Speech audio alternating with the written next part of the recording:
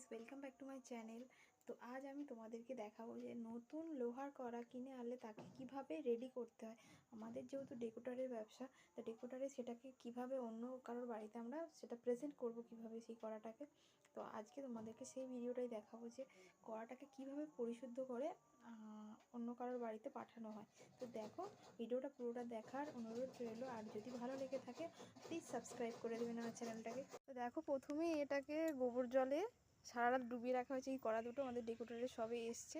তো নতুন কড়াকে কিভাবে পরিষ্কার করা হয় সেটাই তোমাদের সাথে আজ শেয়ার করব। তো গোবর জলে প্রথমে সারা রাত ডুবিয়ে রাখা হয়েছে, তারপরে এতে পাতা টাতা দিয়ে গ্যাসে ফোটানো হবে। এই দেখো, সব রেডি করে নিয়ে বসেছি।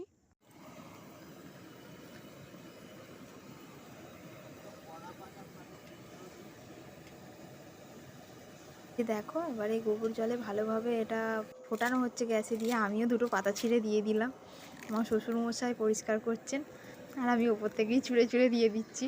এখন ভালোভাবে ফুটিয়ে নিতে হবে। তারপরে দেখো, পরে এই কড়াটাকে এইভাবে 3 দিন ফেলে রাখতে হবে। তারপর পরিষ্কার করে নিলেই রেডি হয়ে যাবে তোমার কড়া অন্য কোথাও পাঠানোর জন্য।